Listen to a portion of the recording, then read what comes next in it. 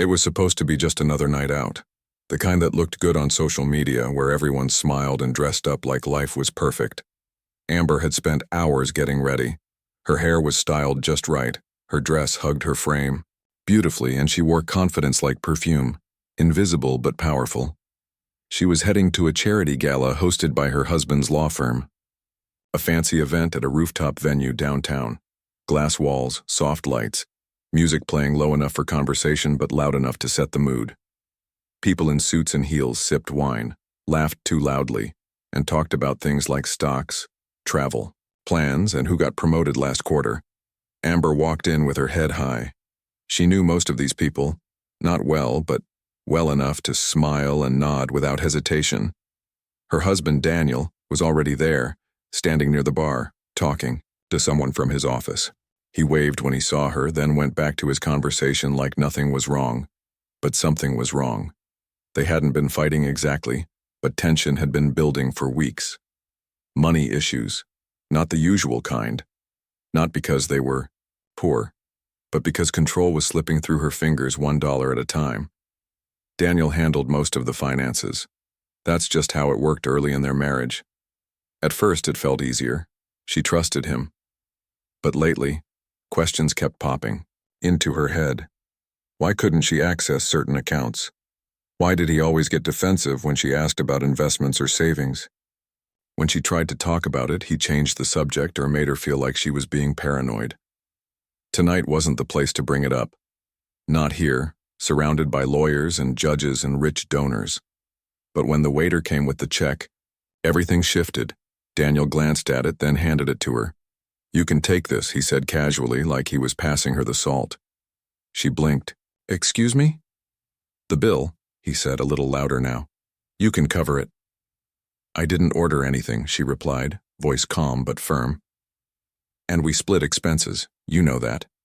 He leaned closer, so only she could hear. "Not tonight. I'm not paying for this crowd." Her stomach twisted. This wasn't about money anymore. It was about control. Again. "No," she said. "I'm not paying for your dinner." His jaw tightened. His eyes darted around the table, checking. If anyone was listening, some people were. Others were pretending not to. "This again," he muttered. "You always have to make things difficult." "I don't want to fight," she whispered. "Not here." But Daniel wasn't done. He picked up his glass and took a long sip, avoiding eye contact. The rest of the dinner passed in silence between them. Amber barely touched her food. Every time she looked at him, she felt more distant, like he was becoming someone she didn't recognize. Then came dessert, a towering slice of leftover wedding cake from a private event earlier that day. Someone thought it would be cute to serve it as a surprise. It sat on each plate like a sugary monument to someone else's joy. When the server dropped off the cake, Daniel stared at his for a few seconds. Then, without warning, he grabbed it and flung it straight at Amber. Time slowed. The white frosting hit her square in the face. Cold, sticky, shocking. Gasps filled the room. Someone dropped a fork. Another person let out a short scream. Amber sat frozen. Cake dripped down her cheek and onto her dress. For a moment, the world blurred. She couldn't believe what just happened. Not here. Not now. Not to her. Daniel didn't say anything. Just stared like he couldn't believe what he'd done either. But then something inside Amber shifted. She reached for a napkin and wiped her face slowly, deliberately. She pulled off her earrings and placed them neatly on the table. Then she stood up, pushed her chair in, and walked away. No yelling, no crying, just silence. Behind her, people started whispering. Phones came out. Someone must have recorded it. But Amber didn't turn back. She kept walking until she was outside, breathing fresh air, trying to steady herself. A valet saw her and offered help. "You okay, ma'am?" he asked gently. She nodded. "Yeah. I think I just left something behind." He didn't ask questions, just handed her a tissue and pointed toward the street. She took a deep breath and started walking. By the time she got home, the video was already online. The clip spread faster than wildfire. Within hours, it was everywhere. Social media feeds lit up with screenshots, memes, and hashtags like CakeGate and Respect Her Dignity. People couldn't stop talking about it. Some called her brave. Others wondered why she stayed quiet for so long. Everyone had an opinion. Amber woke up the next morning feeling like the world was spinning too fast. Her phone buzzed nonstop on the nightstand beside her. Notifications piled up. Texts, calls, emails, even messages from people she hadn't spoken to in years. She stared at the screen for a long time before finally picking it up. Her sister was the first voice she heard. "Are you okay?" Her sister asked, skipping any small talk. "I saw the video." Amber sighed and sank deeper into the couch. "I don't know," she admitted. "I mean, I'm not hurt physically, but everything else feels kind of raw." Her sister didn't mince. Words, "You need to leave him. That man lost his damn mind last night."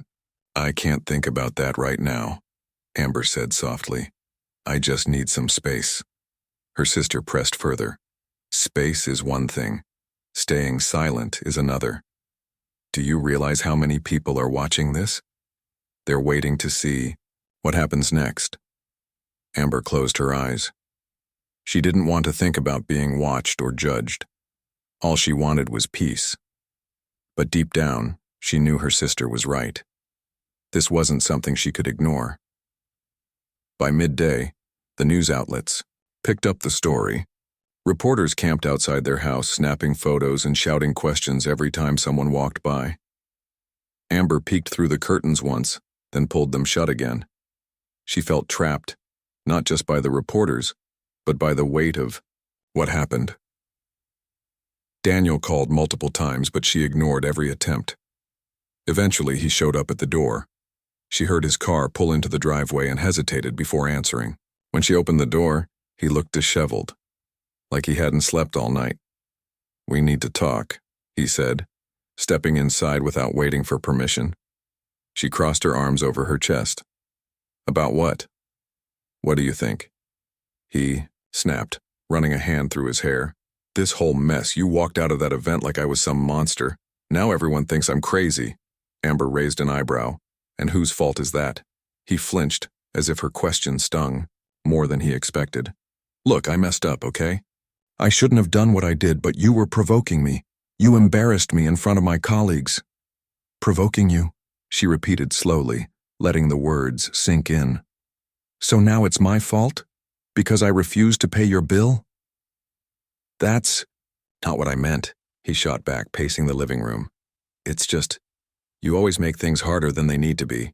Why couldn't you just let it go?"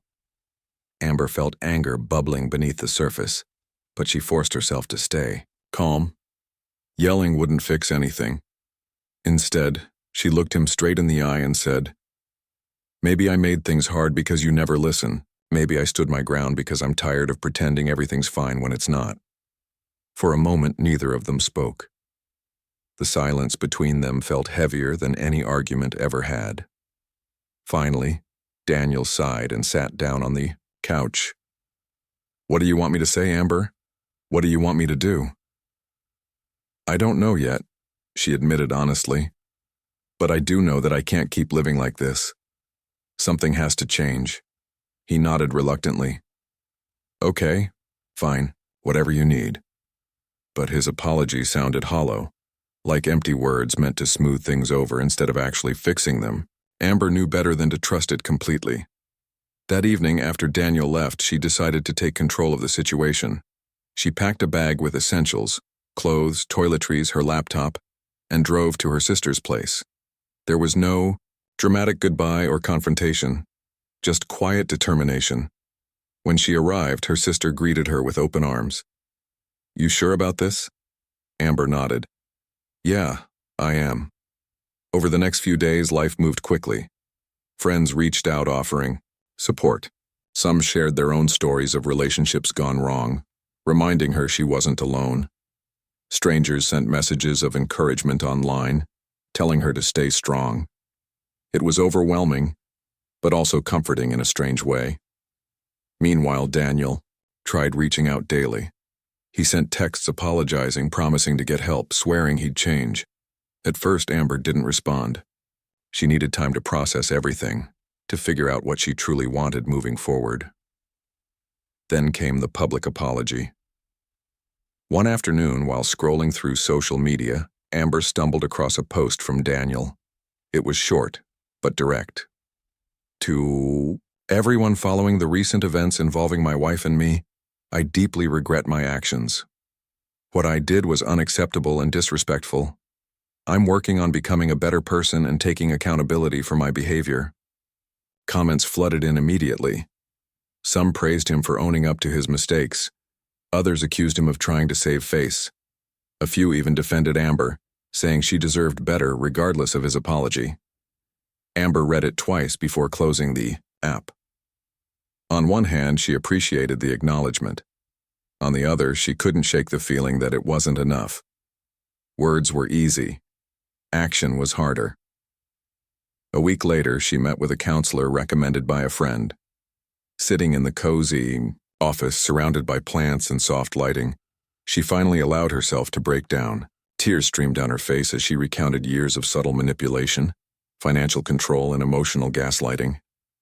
It's like I didn't even realize how much I was losing myself until now, she confessed between sobs. The counselor listened patiently, nodding occasionally. You're not alone in feeling that way, she said gently, but recognizing it is the first step toward reclaiming your power. Those words stuck with Amber long after the session ended.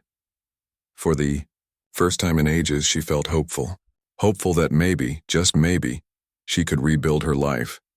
Not for anyone else, but for herself. As she drove home that evening, the city lights reflecting off her windshield, she made a decision. No matter what happened next, she would prioritize her own happiness. She owed it to herself. Little did she know, her journey was only beginning. Amber woke up the next morning feeling lighter than she had in years. Not because everything was fixed, far from it, but because for the first time she felt like she was moving forward. She made herself a cup of coffee, sat by the window, and watched the sun rise over the city. The world outside seemed calm, peaceful even, but inside her mind thoughts raced. She knew she couldn't stay at her sister's place forever. She needed her own space, a fresh start where she could breathe without looking over her shoulder. So that day, after finishing her coffee, she called a real estate agent. The agent was friendly and efficient. By the end of the week, Amber found herself standing in front of a small apartment downtown. It wasn't fancy or big, but it had character. Wooden floors, lots of natural light, and a tiny balcony perfect for morning coffee. As soon as she stepped inside, she knew it was hers. This, is it? She said to the agent, smiling for the first time in days. Moving took effort. Packing boxes, sorting through old memories, deciding what to keep and what to let go of. It was exhausting work. But every box she sealed felt like closing a chapter. Every item she donated or tossed felt like shedding weight she didn't need anymore. Her sister helped whenever she could, bringing food, offering advice, and just being there when Amber needed someone to lean on. One evening, while they were unpacking dishes in the new kitchen, her sister asked, "Are you sure about this? Starting over isn't easy." "I know," Amber replied, placing a stack of plates into a cabinet. "But staying stuck would have been harder." Her sister nodded, understanding. "You're stronger than you think, you know that?" Amber smiled faintly. "I hope so." As the weeks passed, life began settling into a rhythm. She started journaling again, something she hadn't done since college. At first, it was just random thoughts, things she noticed during the day, little victories like finding a great grocery store nearby or mastering a new recipe. But soon, the entries became deeper. She wrote about her marriage, the pain she felt, the lessons she learned. Writing helped her untangle emotions she didn't know how to express out loud. One night, while scrolling through social media, she stumbled across a comment thread under one of the viral posts about her. Someone had shared their own story of walking away from an abusive relationship. The post resonated with dozens of people who chimed in with similar experiences. Reading those comments hit Amber hard, not because they reminded her of her own struggles, but because they reminded her she wasn't alone. Inspired, she decided to share her story, anonymously at first. She created a blog and started writing posts about her journey. She talked about the financial control, the emotional manipulation, the public humiliation, and most importantly, how she was learning to stand on her own. 2 feet again. To her surprise, the response was overwhelming. People reached out from all over the country, thanking her for speaking up. Some sent messages of support. Others shared their own stories, hoping to find strength in hers. A few even offered practical advice, like lawyers specializing in domestic disputes or therapists experienced in helping women rebuild after toxic relationships. Encouraged by the positive feedback, Amber kept writing. Each post gave her a little more courage, a little more clarity. And then one day a message came through that changed everything. It was from a nonprofit organization focused on empowering women. They loved her blog and wanted to feature her story in their upcoming campaign. They offered to help fund her legal fees if she decided to file for separation formally. More importantly, they invited her to speak at an event dedicated to raising awareness about financial abuse in relationships. First, Amber hesitated. Public speaking terrified her. What if people judged her? What if they thought she was exaggerating or making excuses? But then she remembered why she started sharing her story in the first place, to help others feel less alone. If stepping into the spotlight meant reaching more women who needed to hear her message, maybe it was worth it. She accepted the invitation. Preparation for the event consumed her. She worked closely with the nonprofit team, crafting a speech that balanced honesty with hope. She practiced in front of the mirror, recorded herself, and played it back to see where she stumbled. Her sister listened too, giving feedback whenever. Amber doubted herself. "You've got this," her sister said firmly one evening after another practice run. "Just tell your truth. That's all anyone can ask for." On the day of the event, nerves threatened to overwhelm her. Backstage, she paced back and forth, clutching her notes tightly. The auditorium buzzed with chatter. She peeked through the curtain and saw rows of eager faces waiting to hear her story. When her name was announced, she took a deep breath and walked onto the stage. The spotlight blinded her for a moment, but as she looked out at the crowd, she felt something unexpected. Calm. These were people who understood, people who cared. She began speaking softly, almost shyly. But as she shared her story, the years of subtle control, the mounting frustration, the night everything boiled over, her voice grew stronger. She spoke about resilience, about finding power in vulnerability, about choosing dignity over dishonor. By the time she finished, the room erupted in applause. Women stood up, cheering, wiping tears from their eyes. Strangers approached her afterward, hugging her, thanking her for putting words to experiences they'd struggled to articulate themselves. That night, lying in bed in her new apartment, Amber reflected on the day. For so long, she'd felt powerless. Now she realized she was anything but. She still had challenges ahead, legal battles, rebuilding trust in herself, figuring out what came next. But she faced them with a newfound sense of purpose. And somewhere, deep down, she knew she wasn't just surviving anymore, she was thriving. The applause from that first event lingered in Amber's mind for days. It wasn't just the sound, it was the feeling behind it. The way people looked at her like she'd given them permission to hope again. The hugs, the tears, the whispered words of gratitude. They stayed with her long after the lights went down and the crowd dispersed. But life didn't stop for applause. If anything, it sped up. In the weeks following the event, Amber found herself busier than ever. Requests poured in interviews, speaking engagements, podcast appearances. People wanted to hear her story, not just because it was shocking or dramatic, but because it resonated. Women especially reached out, saying they saw themselves in her struggle and drew strength from her courage. At first, Amber hesitated. She wasn't used to being in the spotlight. Growing up, she'd always been the quiet one, the listener, not the speaker. But as more messages came in, she realized this wasn't about her anymore. It was about the women who needed someone to say, "You're not alone."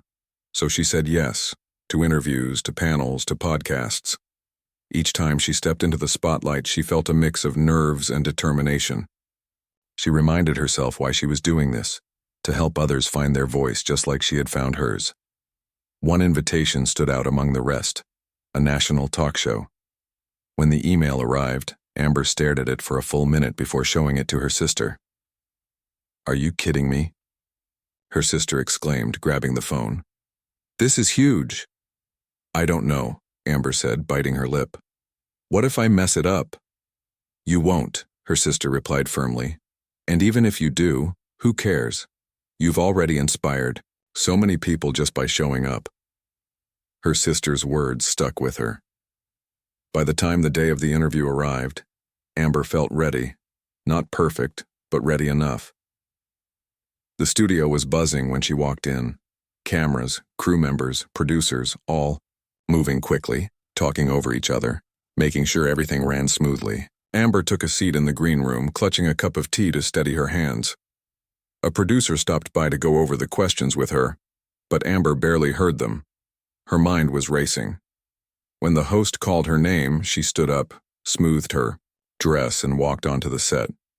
The bright lights blinded her for a moment, but then she saw the audience.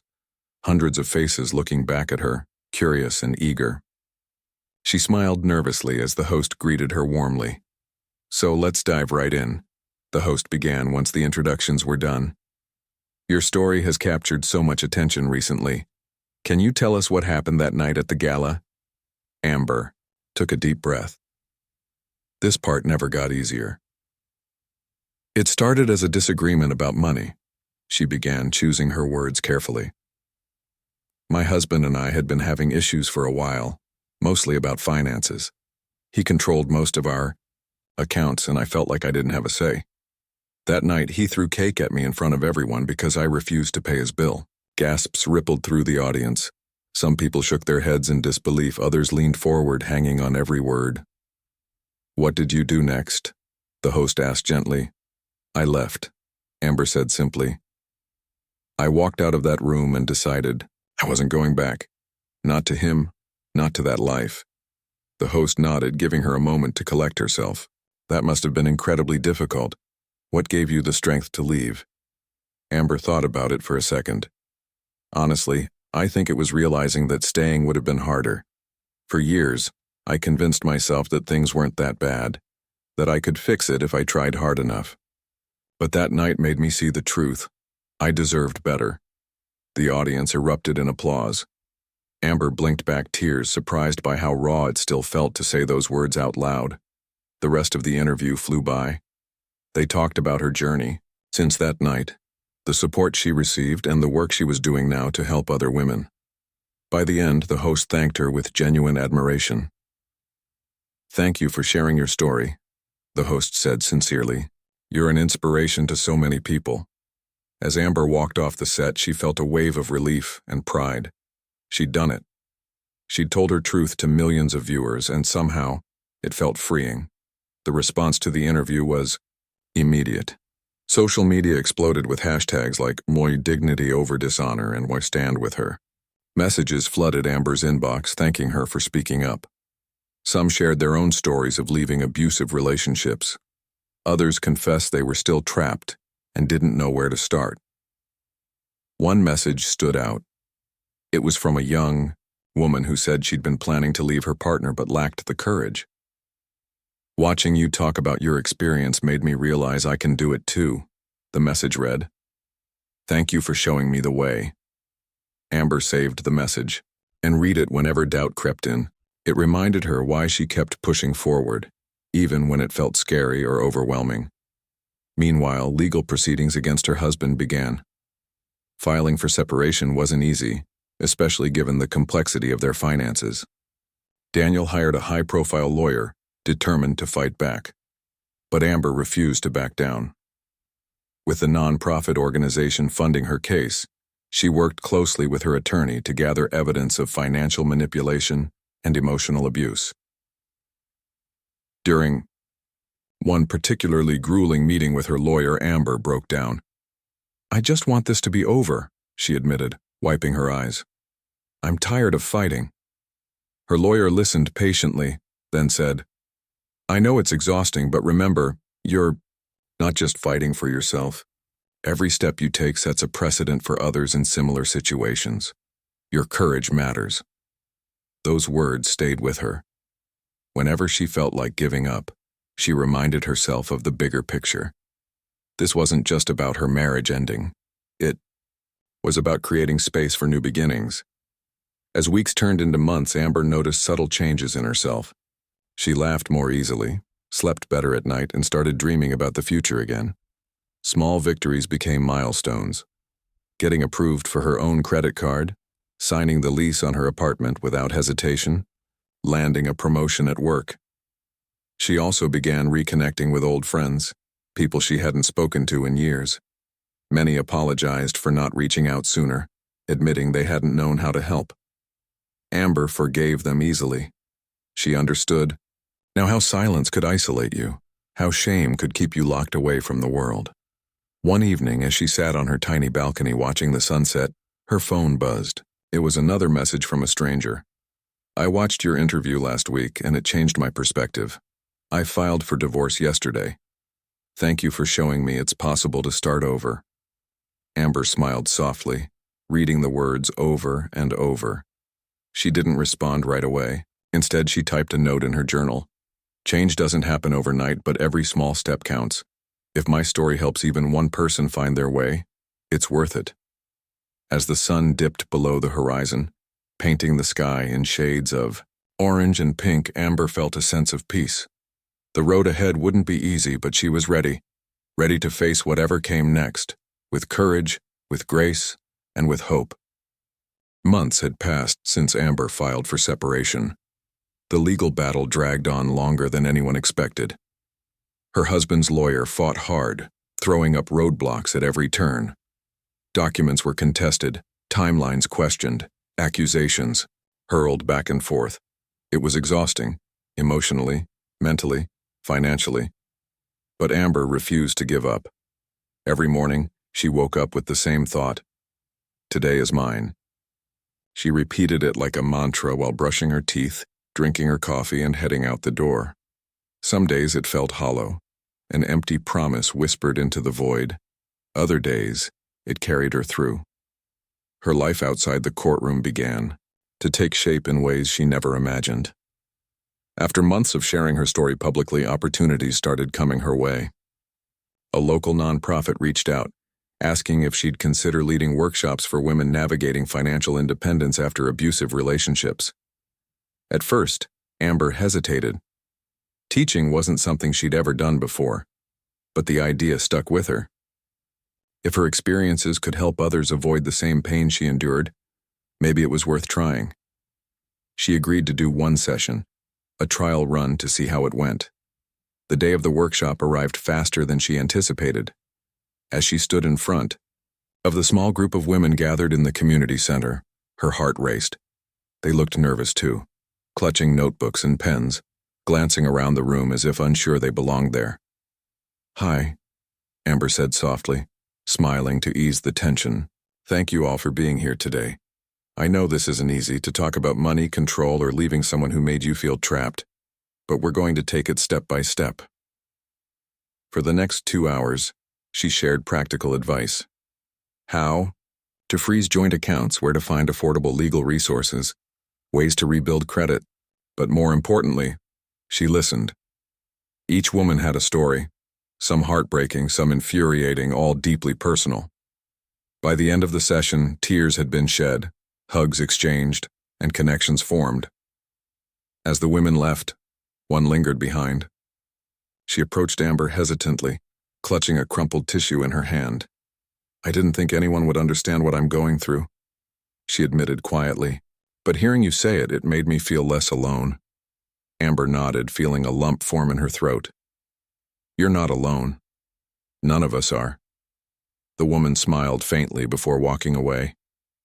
That moment stayed with Amber long after everyone else had gone home. It reminded her why she kept showing up, not just for herself, but for people like this stranger who needed hope. A few weeks later, Amber received an email from a national organization focused on domestic violence awareness. They wanted her to speak at a public hearing about financial abuse in relationships. This time, the stakes felt higher. Lawmakers, advocates, survivors, all would be present. Cameras would roll. Microphones would capture every word. She accepted the invitation but spent sleepless nights preparing. What could she say that hadn't already been said? How could she make sure her voice mattered? On the day of the hearing, Amber dressed carefully, a navy blue blazer over a simple blouse, black slacks, flats. She didn't want to appear too polished or too casual, just real, authentic, herself. When she walked into the conference hall, the energy hit her immediately. Rows of chairs filled with people waiting to testify. Reporters setting up tripods and adjusting microphones. Lawyers scribbling notes. Survivors sitting together, holding hands, offering silent support. Amber took her seat near the front, gripping her notes tightly. When her name was called, she stood up and walked to the podium. The room fell silent as she adjusted the microphone to her height. "My name is Amber," she began, her voice steady despite the nerves bubbling inside her. "I'm here today because I almost lost myself in a relationship where control masqueraded as love. For years, I believed I couldn't survive without my partner. I doubted my ability to stand on my own 2 feet. And then one night, everything changed." She paused, letting the weight of her words settle. Then she continued, describing the night at the gala, the argument, the cake, the humiliation. The audience listened intently, some nodding along, others leaning forward in their seats. "But what happened next shocked even me," she said, her voice growing stronger. "Instead of staying silent, I chose to walk away. Not because it was easy, it wasn't, but because staying would have meant losing the last piece of myself." Applause rippled through the room. Amber blinked back tears, surprised by how raw it still felt to relive those moments. She finished her testimony by urging lawmakers to strengthen protections for victims of financial abuse and provide better resources for survivors seeking independence.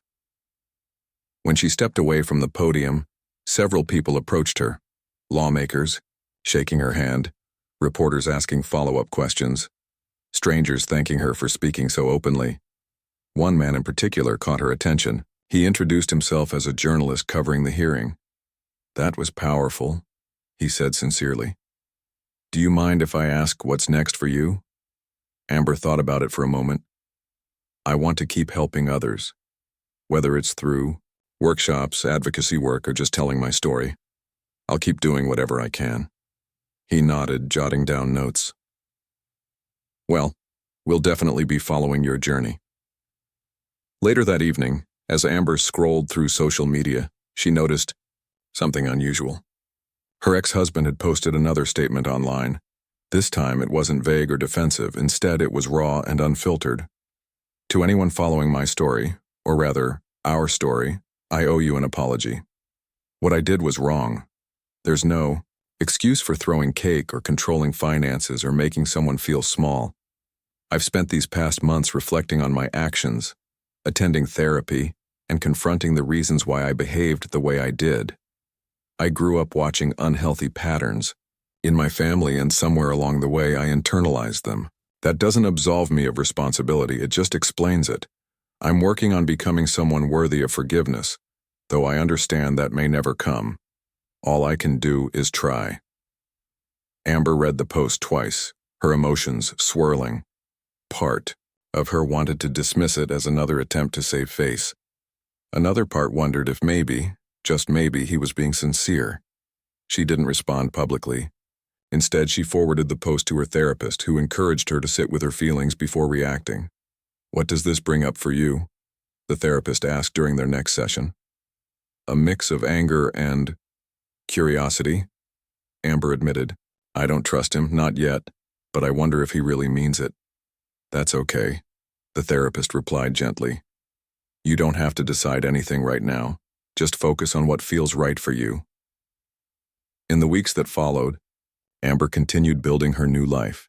She expanded her workshops, reaching more women across the city. She collaborated with organizations to create educational materials about financial literacy, and abuse prevention. Slowly but surely, she carved out a role for herself as an advocate, a voice for those who hadn't found theirs yet. And then, unexpectedly, her ex-husband reached out privately. He sent her a letter, not an email or text, but an actual handwritten. In it, he apologized again, acknowledging the harm he caused and pledging to continue working on himself. He ended with a simple request. If you're ever open to talking, I'd like to hear how I can make amends. Amber sat with the letter for days, turning it over in her mind. She didn't respond immediately.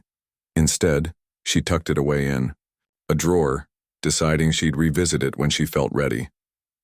For now, she focused on the present, on healing, on moving forward, because no matter what happened next, she knew one thing for certain.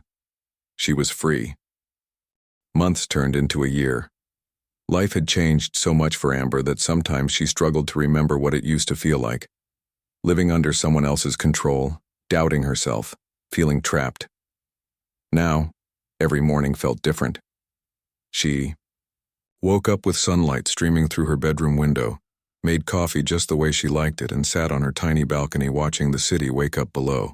It wasn't perfect, but it was hers. Her advocacy work had grown beyond anything she imagined.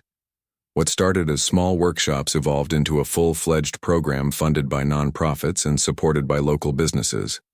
Women from all walks of life came to her sessions, not just survivors of financial abuse, but anyone looking to reclaim their independence. Amber didn't pretend to have all the answers, but she shared her journey openly, encouraging others to find their own path. One evening, after wrapping up a particularly emotional workshop, Amber received an unexpected call. It was a producer from a popular podcast series asking if she'd be interested in recording a TEDx talk. The idea terrified her at first, standing on a big stage, speaking to hundreds of strangers, but something about it also excited her. If her story could inspire even one more person to take control of their life, wasn't it worth it? She agreed, though not without hesitation. Preparing for the talk consumed her for weeks. She wrote drafts, rewrote them, practiced in front of the mirror until her voice grew hoarse. Her sister played the role of audience member, offering feedback whenever Amber doubted herself. "You're ready," her sister said firmly one night after another rehearsal. "Just speak from your heart. That's what people connect with." On the day of the TEDx event, nerves threatened to overwhelm her. Backstage, she paced back and forth, clutching her notes tightly. When her name was announced, she took a deep breath and walked onto the stage.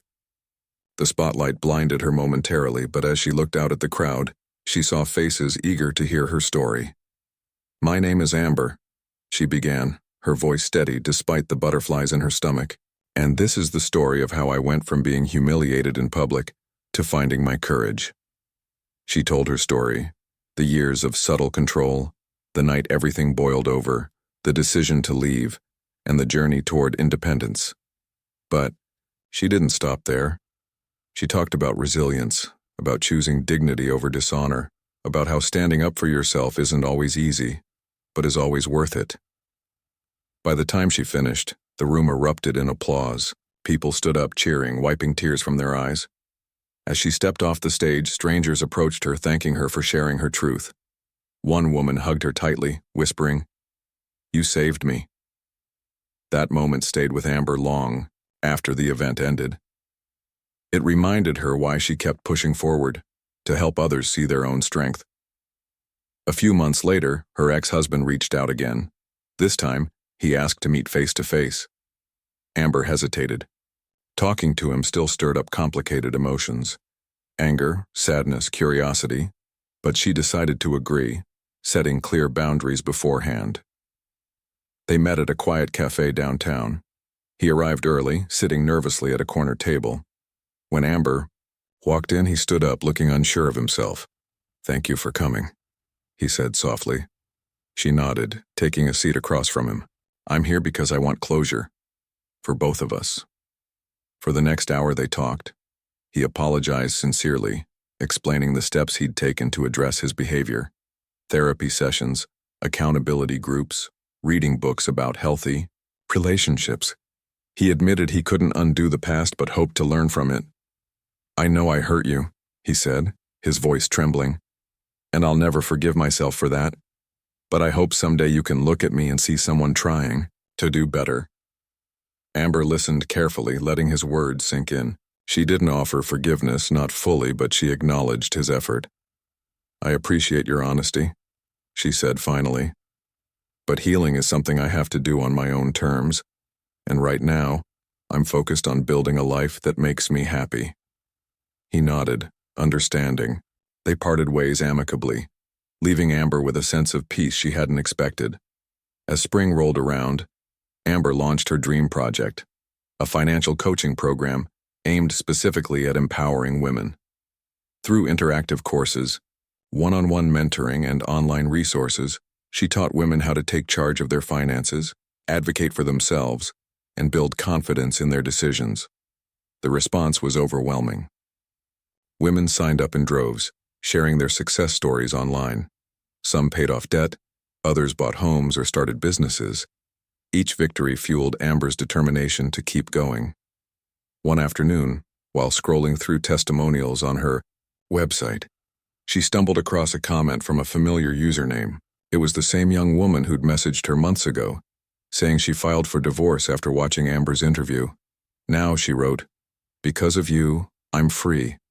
I have my own apartment, my own bank account, and a job I love. Thank you for showing me it's possible to start over." Amber smiled, saving the message to reread whenever doubt crept in. It reminded her why she kept fighting, not just for herself but for everyone who needed proof that change was possible. That summer, Amber celebrated a milestone, 1 year since moving into her new apartment. She threw a small party, inviting close friends, family, and a few women from her workshops. Balloons decorated the living room, music played softly in the background, and laughter filled the air. As the evening wound down, her sister raised a glass. "To Amber," she said, smiling warmly, "for showing us all what courage looks like." Everyone cheered, clinking glasses. Amber blushed, feeling overwhelmed by gratitude. For so long she'd felt invisible, silenced. Now she stood surrounded by people who believed in her, and more importantly, she believed in herself. Later that night, as she cleaned up after the party, she paused to reflect. The road ahead wouldn't always be smooth. There would be challenges, setbacks, moments of doubt. But none of that mattered anymore. She knew who she was now, a survivor, a leader, a woman unafraid to stand tall. She poured herself a glass of wine, stepped onto her balcony, and looked out at the city lights twinkling below. Somewhere out there, someone was watching her story unfold, drawing strength from her journey. And that thought, that ripple effect of hope, was enough to carry her forward. Life wasn't perfect, but it was hers. And for the first time in a long time, that was enough.